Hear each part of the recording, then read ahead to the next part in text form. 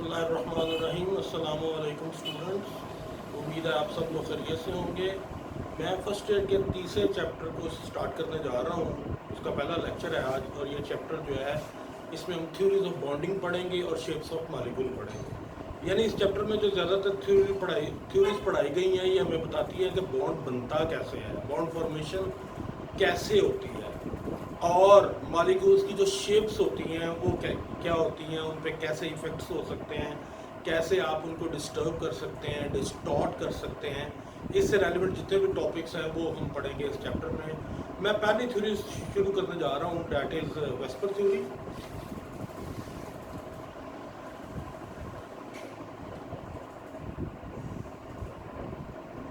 ये पहली थ्योरी है जो आपकी किताब में दी हुई है। वेस्पर जो है ना, ये बेसिकली एब्रीवेशन है, valence shell electron pair repulsion theory.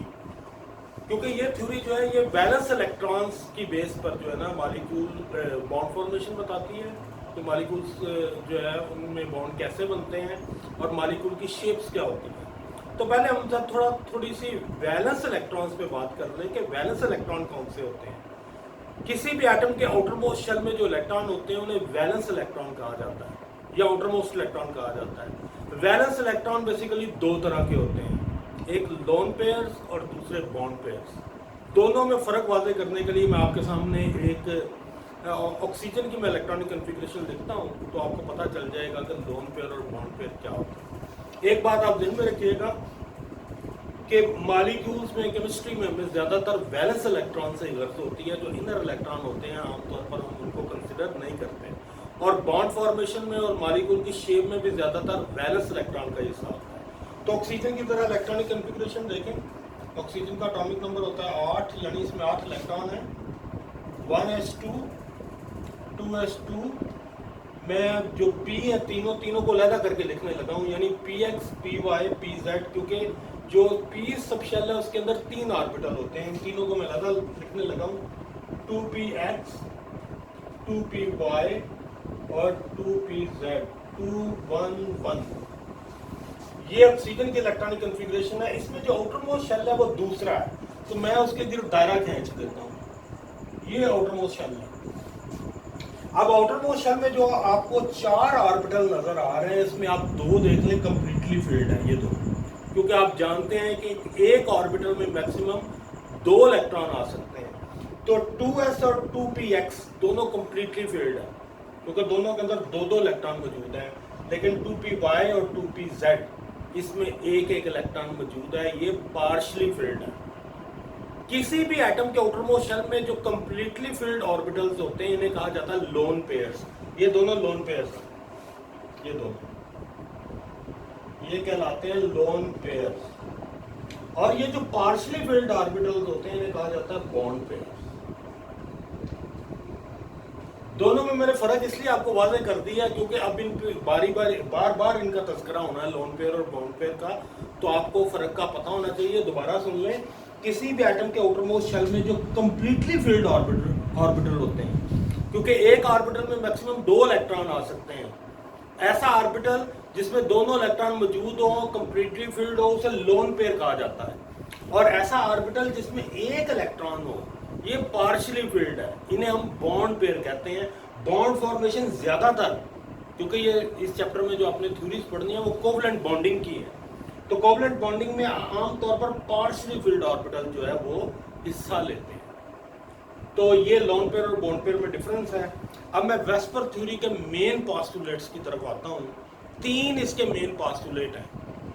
पहला इसका पॉस्टुलेट ये है कि किसी भी एटम के आउटर मोस्ट शेल में जो इलेक्ट्रॉन्स होते हैं, चाहे लोन पेयर हो या बॉन्ड पेयर हो, वो मॉलिक्यूल की शेप में हिस्सा लेते हैं और वो एक दूसरे से मैक्सिमम डिस्टेंस पे रहते हैं। मैक्सिमम डिस्टेंस पे वो इसलिए रहते हैं ताकि उनके दरमियान रिपल्शंस जो हैं वो कम से कम हो, और जब रिपल्शन कम से कम होंगी तो मॉलिक्यूल को स्टेबिलिटी मिलेगी, और दुनिया में हर चीज़ जो है वो स्टेबिलिटी की तरफ जाती है। तो जब भी आपने मॉलिक्यूल बनाना है या मॉलिक्यूल बनेगा, वो हमेशा स्टेबिलिटी की तरफ जाएगा। अगर वो हायर एनर्जी स्टेट की तरफ जाता है तो हायर एनर्जी स्टेट्स जो होती हैं ये अनस्टेबल होती हैं।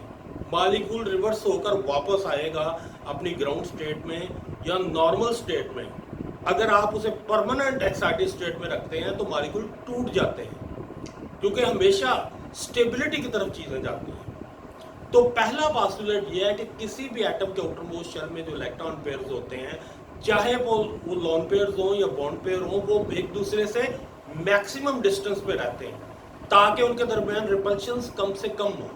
मैं आपके सामने एग्जांपल रखता हूँ। फर्ज करें किसी एटम के आउटर मोस्ट शेल में 2 इलेक्ट्रॉन पेयर हैं, तो जो 2 इलेक्ट्रॉन पेयर हैं वो एक दूसरे से मैक्सिमम डिस्टेंस पे ऐसे रहेंगे, लीनियर मॉलिक्यूल बनेगा। अगर मैं दोनों इलेक्ट्रॉन पेयर्स को करीब करता हूं इधर या इधर, दोनों सूरतों में वो एक दूसरे के करीब आएंगे और एक दूसरे को रिपेल करेंगे। तो इसका इसका मतलब ये हुआ कि अगर हमारे पास 2 इलेक्ट्रॉन पेयर्स मौजूद हैं तो उनके दरमियान जो मैक्सिमम जो एंगल बनता है वो ये है, ये 180 का एंगल है, और मॉलिक्यूल की जो शेप होगी वो लीनियर शेप होगी। देखिए जरा, ये एक मॉलिक्यूल है और अगर इसके अंदर 2 इलेक्ट्रॉन पेयर है तो ये शेप बनेगी इसकी, इसे हम लीनियर शेप कहते हैं, और जो बॉन्ड एंगल है वो 180 होगा। अगर 3 इलेक्ट्रॉन पेयर है तो शेप ट्राइगोनल प्लेनर होगी। देखिए जरा, शेप होगी ये वाली, ये ट्राइगोनल प्लेनर या ट्राई एंगुलर शेप कहलाती है। इसमें बॉन्ड एंगल जो है वो 120 होते हैं, और अगर इसमें सभी जो है ना वो एक दूसरे से इक्वल डिस्टेंस पे है।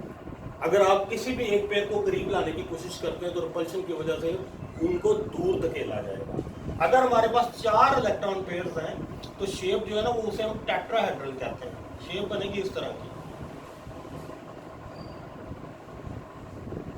ये टेट्राहेड्रल शेप है। इसमें बॉन्ड एंगल जो है ना 109.5 डिग्री के। तो आप अब पहला पोस्टुलेट जो है वो जरा जहन में रखें। वेस्पर थ्योरी का पहला पोस्टुलेट वेस्पर थ्योरी का हमें ये बताता है कि किसी भी एटम के आउटर मोस्ट शेल में जो इलेक्ट्रॉन पेयर्स होते हैं वो एक दूसरे से मैक्सिमम डिस्टेंस पे रहते हैं ताकि उनके दरमियान रिपल्शंस कम से कम हो और मॉलिक्यूल को स्टेबिलिटी मिले। ये मैं आपको ऑलरेडी बता चुका हूँ कि किसी भी एटम के आउटर मोस्ट शेल में जो इलेक्ट्रॉन पेयर्स होते हैं वो 2 तरह के होते हैं। उनको लोन पेयर्स कहा जाता है या उनको बॉन्ड पेयर कहा जाता है। आम तौर पर लोन पेयर्स जो होते हैं ये बॉन्डिंग में हिस्सा नहीं लेते, लेकिन ये शेप पे इफेक्ट करेंगे। शेप पे ये क्या इफेक्ट करेंगे, ये टॉपिक हम इसी टॉपिक में हम आगे आपको बताएंगे। अभी मैं इसके दूसरे पोस्टुलेट की तरफ जा रहा हूँ। दूसरा पोस्टुलेट इसका ये है कि जो लोन पेयर्स होते हैं वो ज्यादा जगह घेरते हैं बॉन्ड पेयर से। मसलन ये अगर 4 आपके पास इलेक्ट्रॉन पेयर मौजूद है तो अगर हम इसको लोन पेयर बना दें, इसको इतनी जगह को, तो ये जो लोन पेयर होगा ये बॉन्ड पेयर्स की निस्बत ज्यादा जगह लेगा। उसकी रीजन ये होती है कि लोन पेयर्स में जो दोनों इलेक्ट्रॉन होते हैं वो एक ही एटम का पार्ट होते हैं, उन्होंने उसी एटम के ऊपर जगह लेनी होती है। लेकिन जो बॉन्ड पेयर होता है उसमें एक इलेक्ट्रॉन इस एटम का, दूसरा इलेक्ट्रॉन किसी दूसरे एटम का होगा। इसी वजह से इलेक्ट्रॉन डेंसिटी जो होती है वो फैल जाती है, स्ट्रेच हो जाती है, तो वो एक एटम के ऊपर ज्यादा जगह नहीं लेती। लेकिन लोन पेयर में दोनों इलेक्ट्रॉन एक एटम के ऊपर होते हैं, इस वजह से वो ज्यादा जगह लेते हैं। अब इस लोन पेयर की वजह से तीनों जो बॉन्ड एंगल्स हैं इन पर इफेक्ट आएगा। क्या इफेक्ट आएगा वो हम आगे बताएंगे आपको। तीसरा पोस्टुलेट जो वेस्पर थ्योरी का है वो ये है कि ट्रिपल बॉन्ड जो होता है वो ज्यादा जगह घेरता है डबल बॉन्ड से, और डबल बॉन्ड ज्यादा जगह घेरता है सिंगल बॉन्ड से। ये बात तो आपको वाज़ेह है कि जो ट्रिपल बॉन्ड होता है ये 2 एटमों के दरमियान 3 इलेक्ट्रॉन पेयर की वजह से बनता है, तो जाहिर है वो ज्यादा जगह लेंगे 2 इलेक्ट्रॉन पेयर की निस्बत। और इसी तरह डबल बॉन्ड में चूंकि 2 इलेक्ट्रॉन पेयर होते हैं तो वो ज्यादा जगह लेंगे सिंगल इलेक्ट्रॉन पेयर की निस्बत या सिंगल बॉन्ड की निस्बत। तो ये 3 मेन पोस्टुलेट हैं वेस्पर थ्योरी के। वेस्पर थ्योरी जो है ना ये बॉन्ड फॉर्मेशन पर जरा कम बातें करती है, ये ज्यादा मॉलिक्यूल की शेप्स के ऊपर बातें करती है, और शेप के ऊपर क्या इफेक्ट होता है लोन पेयर्स का या बॉन्ड पेयर्स का या ट्रिपल बॉन्ड का या डबल बॉन्ड का, उन पे ये ज्यादा बातें करती है। ठीक है, मैं तीनों पोस्टुलेट रिवाइज कर देता हूँ, सुन लें जरा आप। पहला पोस्टुलेट वेस्पर थ्योरी का ये है कि किसी भी एटम के आउटर मोस्ट शेल में जो इलेक्ट्रॉन होते हैं वो 2 तरह के होते हैं, लोन पेयर्स और बॉन्ड पेयर्स। ये एक दूसरे से मैक्सिमम डिस्टेंस पे रहते हैं ताकि रिपल्शंस कम से कम हो और मॉलिक्यूल को स्टेबिलिटी मिले। और ये लोन पेयर्स और बॉन्ड पेयर ये सारे शेप में हिस्सा लेते हैं। मेनली शेप तो आपको पता बॉन्ड पेयर की वजह से बनती है, लोन पेयर्स जो होते हैं उस शेप को इफेक्ट करते हैं। दूसरा पोस्टुलेट जो है वो इसका ये है कि जो लोन पेयर होता है वो ज्यादा जगह लेता है बॉन्ड पेयर से, यानी लोन पेयर रिपल्शन ज्यादा होती है loan pair bond pair repulsion से, और loan pair bond pair repulsion ज्यादा होती है बॉन्ड पेयर रिपल्शन से। आप ऐसे भी इसे लिख सकते हैं, lone pair repulsions are greater than lone pair bond pair repulsion, जो कि ज्यादा होती हैं बॉन्ड पेयर रिपल्शन से। आप इसे इस अल्फाज में भी जो है वो प्रेजेंट कर सकते हैं। और तीसरा जो मैंने पोस्टुलेट बोला है वो ये है कि ट्रिपल बॉन्ड ज्यादा जगह घेरता है डबल बॉन्ड से, और डबल बॉन्ड ज्यादा जगह घेरता है सिंगल बॉन्ड से। अब हमने बात करनी है इस थ्योरी के एप्लीकेशन पे। तो इसका जो पहला पार्ट है वो ये है कि हर मॉलिक्यूल की शेप जो होती है वो ज़ाहिर एक सेंट्रल एटम होता है, उसके गिर्द जो है ना सारे मॉलिक्यूल बिखरे होते हैं। एक ऐसा एटम जिसके साथ सारे मॉलिक्यूल जुड़े होते हैं उसे सेंट्रल एटम कहते हैं। सेंट्रल एटम को पहचानने के कुछ तरीके हैं, वो मैं थोड़े से डिस्कस करूंगा, तो फिर हम इस थ्योरी की एप्लीकेशंस की तरफ जाएंगे। सेंट्रल जो एटम होता है इसको पहचानने का पहला तरीका ये होता है कि मॉलिक्यूल के अंदर जितने भी एटम हैं उनमें सबसे लेस जो इलेक्ट्रोनेगेटिव एलिमेंट होता है वो आमतौर पर सेंट्रल एटम होता है। दूसरा इसको पहचानने का तरीका यह है कि आमतौर पर मॉलिक्यूल के अंदर कोई मेटल एटम मौजूद हो, अगर एक ही मौजूद हो तो वही सेंट्रल एटम होता है, क्योंकि आपको पता है कि जितनी भी मेटल्स होती हैं ये इलेक्ट्रोनेगेटिव नहीं होती बल्कि ये तो इलेक्ट्रोपॉजिटिव होती हैं। और तीसरा इसका जो इंडिकेशन ये है कि जो बहुत ज़्यादा इलेक्ट्रोनेगेटिव एटम है जैसे फ्लोरीन है और इसके करीब करीब के जो एलिमेंट हैं वो आमतौर पर जो है वो सेंट्रल एटम नहीं होते।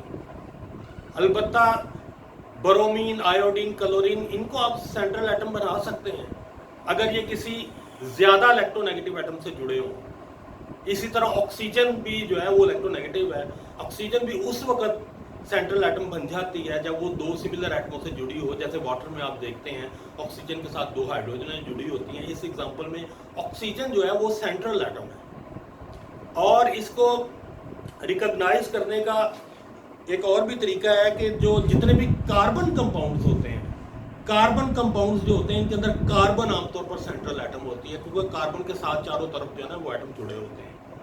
तो शेप्स पर बात करने के से पहले मैं सेंट्रल एटम पे बातें इसलिए कर रहा हूँ क्योंकि शेप आपको समझने के लिए जरूरी है कि एक एटम सेंटर में मौजूद है और बाकी सारे एटम उसके इर्द गिर्द मौजूद है, तो इसी से हम शेप को जो है वो एक्सप्लेन कर सकते हैं। तो शेप जो सेंट्रल एटम है इसको फाइंड करने के मैं मुख्तलिफ आपको हिंट्स जो हैं वो पॉइंट्स आपको बता चुका हूँ। वैसे भी अगर आप किसी मॉलिक्यूल का फार्मूला लिखें तो आमतौर पर आपको जज हो जाता है कौन सा सेंट्रल एटम है।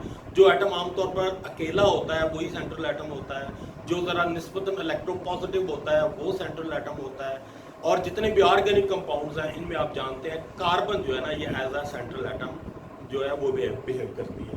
मैं आपके सामने कुछ एग्जांपल भी लिख देता हूँ। मसलन वाटर है, वाटर में आप देख लें दो हाइड्रोजन जो है ना वो ऑक्सीजन के साथ जुड़ी हुई हैं। इस एग्जांपल में वाज़ेह हो रहा है कि ऑक्सीजन जो है वो सेंट्रल एटम है। इसी तरह H2SO4 है, H2SO4 में आप देख लें सल्फर के साथ सारे एटम जुड़े हुए हैं, सल्फर सेंट्रल एटम है। इसी तरह अगर आप कोई ले लेते हैं किसी मेटल का कंपाउंड ले लेते हैं, फर्स्ट करें MgCl2 है, तो मैग्नीशियम चूंकि मेटल है तो मेटल पे मैं आपको ऑलरेडी बता चुका हूँ कि जो मेटल्स होती हैं ये आमतौर पर सेंट्रल एटम्स होती हैं। तो ये मैंने आपको ब्रीफ सा इंट्रोडक्शन और मेन पोस्टुलेट्स बता दिए हैं वेस्पर थ्योरी के। वेस्पर थ्योरी की बेस पर हम मॉलिक्यूल्स की शेप्स को एक्सप्लेन करते हैं। मैं ऑलरेडी आपको बता चुका हूँ कि वेस्पर थ्योरी बॉन्ड फॉर्मेशन पर निस्बतन कम बातें करती है, ये ज़्यादा मॉलिक्यूल की शेप पे बातें करती है और उन फैक्टर्स को डिस्कस करती है या स्टडी करती है जिनकी मदद से हम मॉलिक्यूल की शेप को स्टडी कर सकते हैं। ये आपका पहला लेक्चर है इस चैप्टर का। दूसरे लेक्चर से मैं आपको इसकी एप्लीकेशंस जो है उनके बारे में बताऊंगा। Thank you.